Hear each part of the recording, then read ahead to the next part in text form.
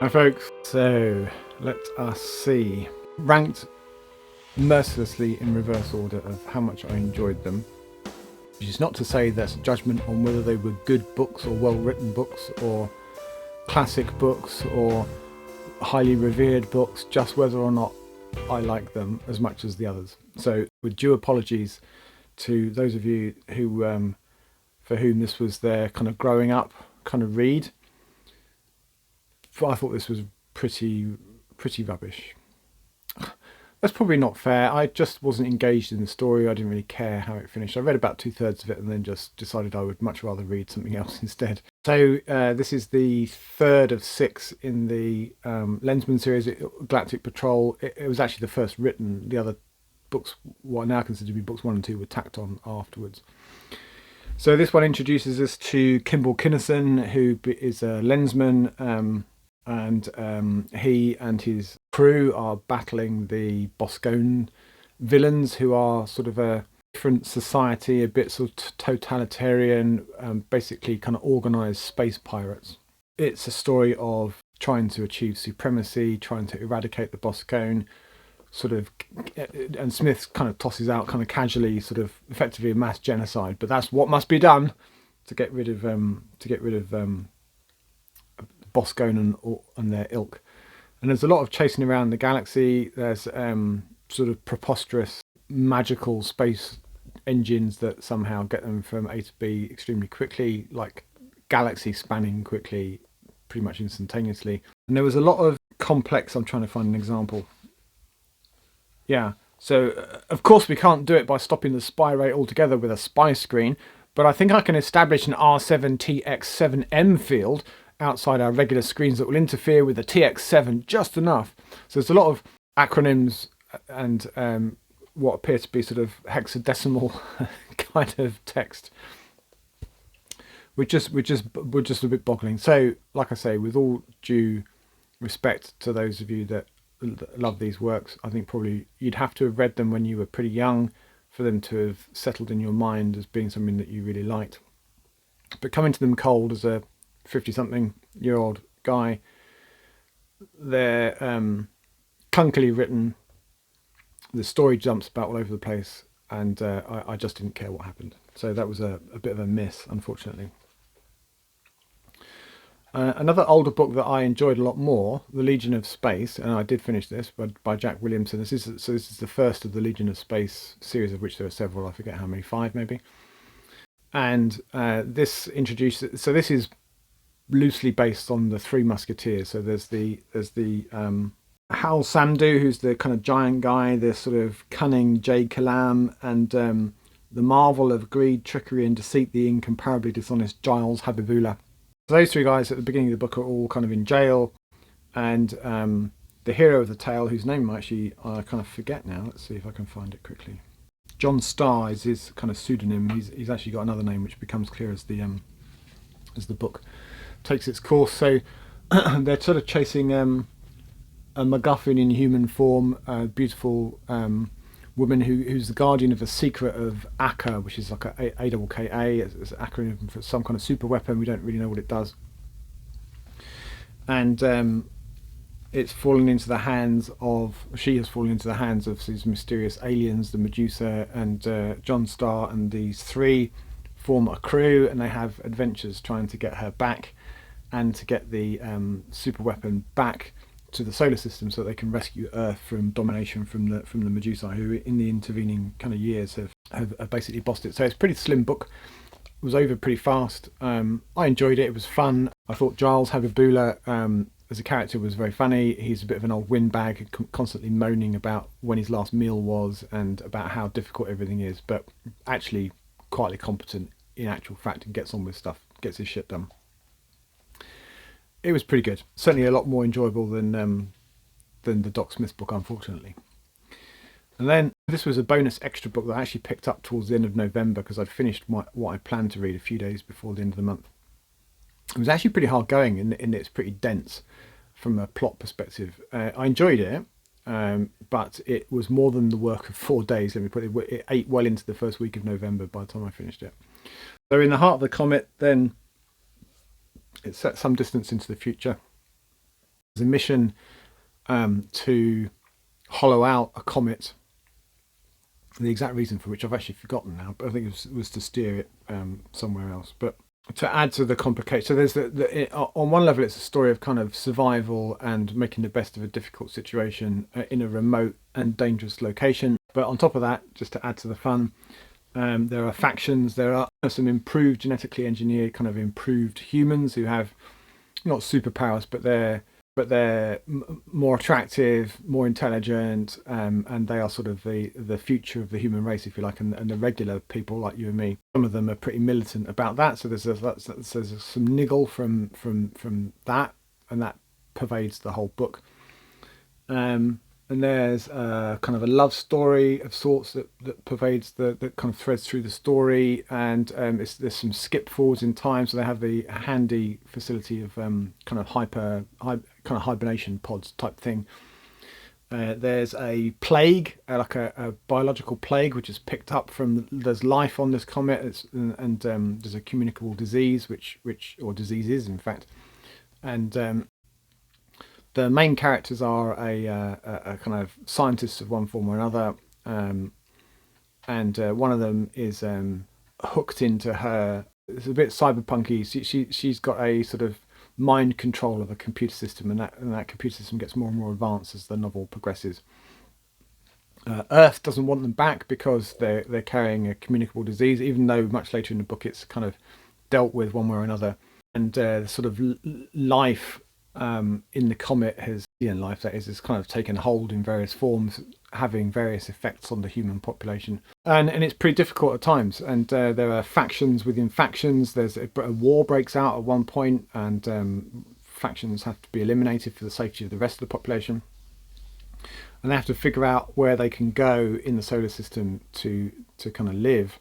Given that Earth doesn't want them back, and Earth sends there are two or three different attempts by Earth to destroy the comet so that it can't get anywhere near them. So there's a lot going on in this book. I mean, it's pretty thick, but still there's a lot going on. There's a lot of science. There's a lot of plausible kind of managing of issues when they arise. There's interpersonal kind of business. There is, like I say, a long-running love affair and jealousy and actions. Bad behavior of one kind and another, alien life, conspiracy theories and plots. There's a lot going on. I enjoyed it. It was good. Next, I enjoyed The Mountain in the Sea by Ray Naylor. It's a pretty straightforward read. It doesn't ask too much of you. There are sort of three what appear to be unconnected plot threads, which I'm now going to struggle to remember. The main one is a sort of ecological kind of survey or a study of what seem to be intelligent, or more than averagely intelligent, octopuses, just off the shore of somewhere in Vietnam, I think. And a scientist is press ganged effectively into working for a sort of major corporation that goes out there, and she's sent to observe. And it later pretty quickly transpires that in fact she's basically a prisoner on this island, because she can't be allowed to leave. And she's in that boat with a couple of other people, one of whom is not entirely human. So that's the main plot thread. And then there's another one of a guy who's trapped as effectively a slave on a factory fishing trawler, and it's a massive factory ship, way bigger than the ones we have now. It's mainly automated, but with a human crew who are employed to keep control of the slaves, who are doing the kind of fish gutting, setting the nets, basic kind of fisherman type stuff, but they're effectively kind of captured off the street, bundled into a car and taken to sea, whether they want to or not. And they're not paid, and their life is cheap, and people die left, right and centre. And then there's another plot thread involving a hacker who is trying to uncover secrets of the AI who's resident on the island where the research into the octopuses are concerned. And those plot threads, which are seemingly unconnected, gradually kind of wind together and are resolved quite satisfyingly at the end. It's a little bit like Arrival, in there's a lot of trying to communicate with the smart octopuses, so they're not like omnipotent super beings like in Arrival, and the language is quite different. But these octopuses are pretty badass. They're tool using, kind of weapon wielding, quite happy moving around on dry land in quite a surprising way, which I won't reveal to you here. But let's say these are not like slimy, wriggly things that you see in the sea. These are pretty impressive creatures, one way or another. Like I say, reminded me a bit of Arrival. Reminded me a little bit of Jeff Vandermeer's Southern Reach trilogy, sort of, just in the sort of weirdness of it. I like the setting. It's set an unspecified amount of time in the future, where the world has gone to pot in various ecological ways, and various changes of government have happened. The Tibet appears to have achieved its independence from China and has pretty muscular government run by the Buddhist monks. These are not your sitting by the side of the road kind of begging type monks. These are pretty militant, and they have an agenda, and that becomes clear in the latter stages of the book as well. So there's a bunch of things going on in this book. So it was interesting from that perspective. I quite enjoyed it. And then I enjoyed Clifford Simak's. This was my first Simak actually, A Ring Around the Sun, which was recommended to me by somebody whose name I forget, apologies, in the comments of one of my videos. And this was, I read this after bailing from Galactic Patrol by E. Smith. And this was something of a balm to this reader's kind of soul. The writing was immediately much better.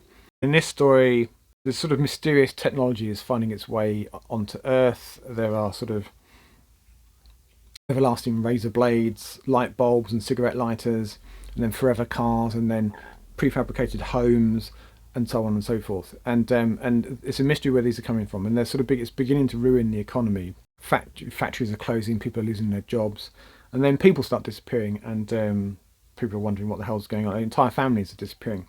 It becomes clear, I don't think this is going to spoil it overly, that there are parallel worlds, and that this tech is coming from one of those parallel worlds.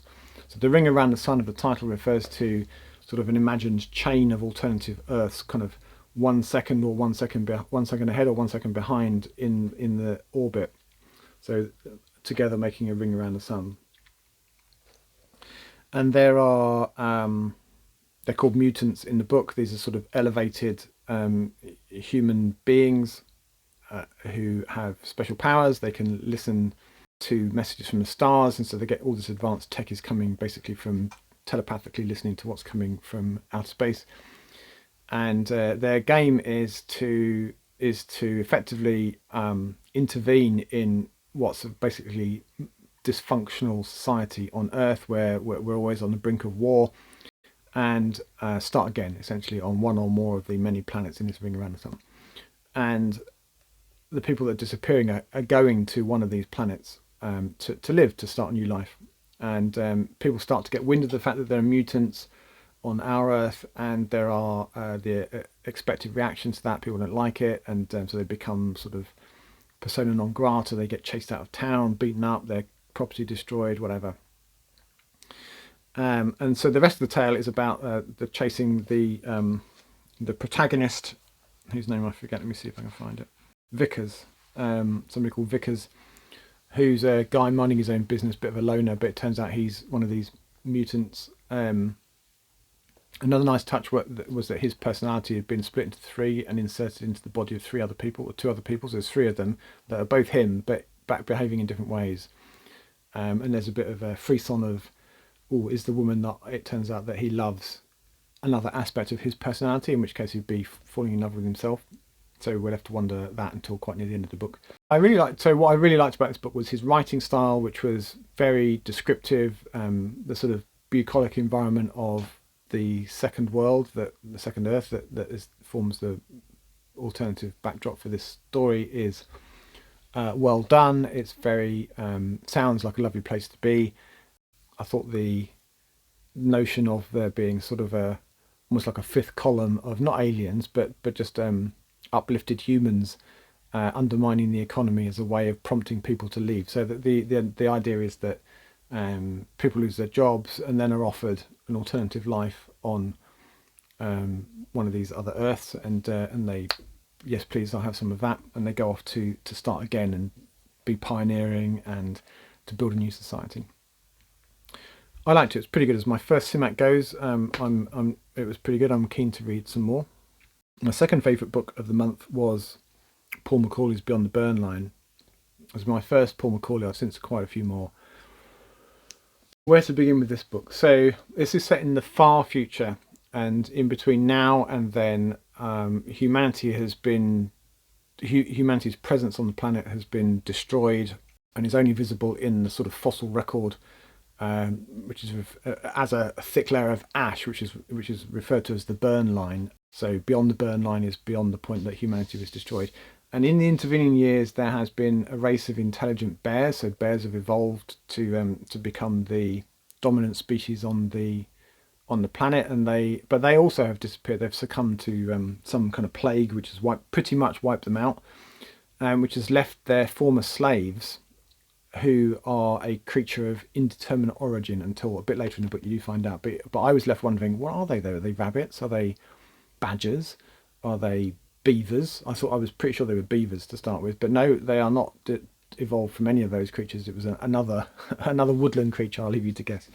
But they're living, like people. They're described as, so this is stories told from the perspective of a Pilgrim Saltmire, who is kind of a clerk or an assistant to a scientist of his people. One of these evolved beasties that were former slaves to the intelligent bears that took over after the humans left, or didn't leave, they died.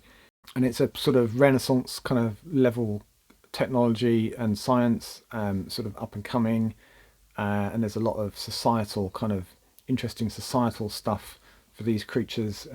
Just the way the stratification of their society works and how family works, which is pretty well done, I think. There are also some humans, so I don't think I'm giving anything away by saying that about halfway through the book there's a bit of an inflection point. So until that point, Pilgrim Saltmire was trying to carry on his master's work. His master had been died, and his work never completed, so he's carrying it on. He's trying to establish whether the stories of the visitors, and then they're sort of in their myths and legends of figures shaped like humans coming down from the sky, and there's a sort of conspiracy theory / kind of almost quasi-religion built around this, and so he sees it as his business to either debunk these things thoroughly or to prove that there is in fact evidence of visitors.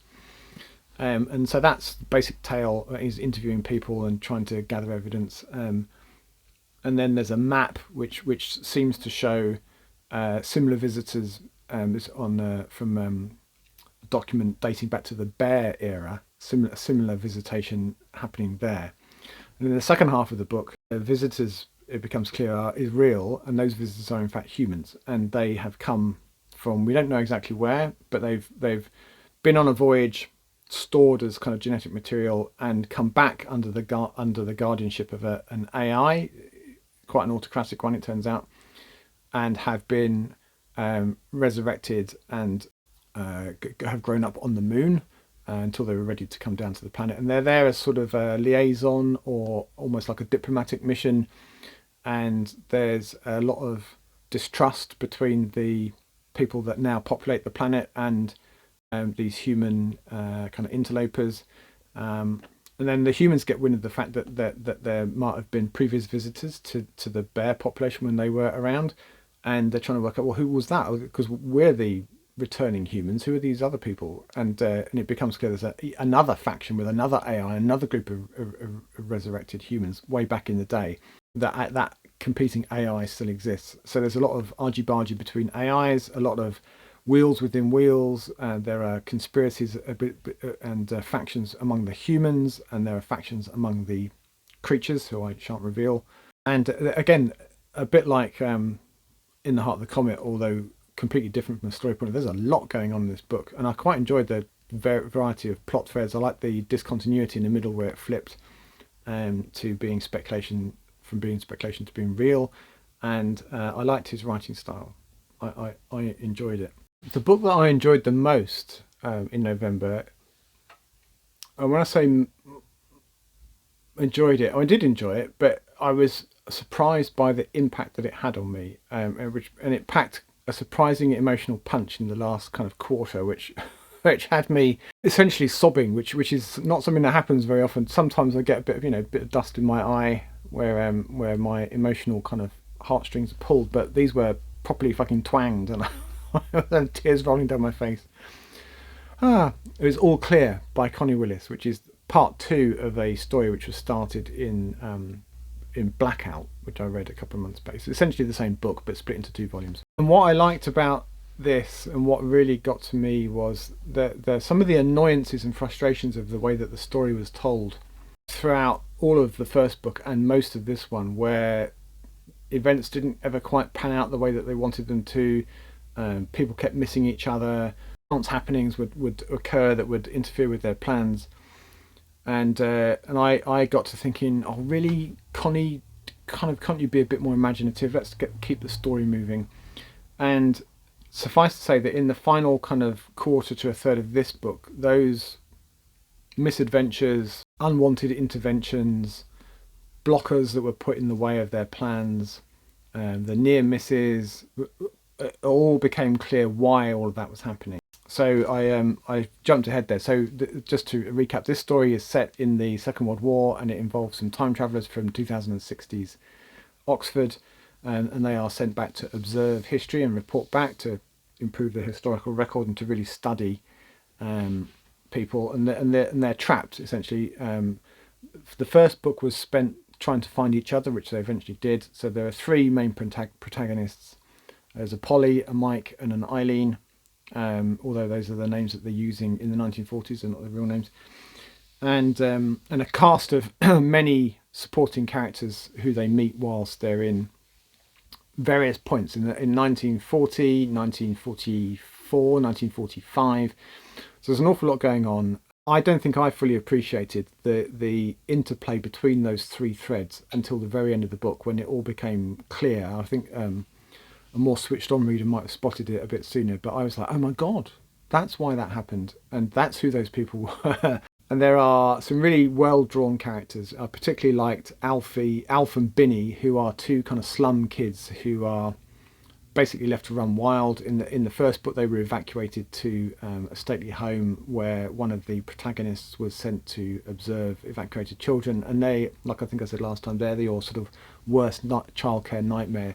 They never do what they're told. They're speaking at sort of 15 to the dozen in a broad kind of Cockney accent, which I think Connie Willis has done a really good job of making it sound authentic. I think it really becomes clear as this book progresses that they are absolutely, they're not there for the laughs or to just be annoying to the main protagonist. They are a key part of the story, and I really love the way that Connie Willis kind of drew that out. And it, like I said, it really packed an emotional punch towards the end, and some timey-wimey stuff happens where you think, oh, that's why that happened, and all of those annoyances and frustrations kind of just slotted into place with a barely perceptible kind of clockwork magic click. And I really felt like it was a masterpiece of kind of plotting and writing on the part of Connie Willis. Really, really enjoyed it, and I really loved the way that the plot played out in the last quarter. And like I say, there were things that happened that I won't attempt to describe to you, that were real gut punches, and I felt and was happy to be properly emotionally manipulated by the author as she was going on. So if you like a bit of historical fiction, if you like that sort of era, if you like a bit of time travel kind of loops and paradoxes, and potentially changing the path of history or not, as the case may be, I think these books are pretty hard to beat. And I'd be interested to know if you read them, whether you felt the same at the end. I don't know if it was just because it was a late night and I delayed my bedtime by about an hour and a half to finish the book because I was enjoying it so much. I'm not sure if I was just tired and emotional, or I think more likely I was just massively affected by the story, and I had a little man cry towards the end. Most unusual for me. Really loved it, and I'm keen to read some of her other work now. So that's what I read in November. November. I also read Excession by Ian Banks. I didn't read it. I listened to it on an audiobook. And I did record an outside broadcast review of that while I was out for my run yesterday, but unfortunately the sound is terrible for some technical reason that I won't bother you with. So it's actually unusable. So I may do another one if I can be bothered next weekend. So that's what I read during November / listened to. What did you get up to? What have you been reading? What did you enjoy last month? Do let me know in the comments. And as always, thank you for watching. And until next time, goodbye for now.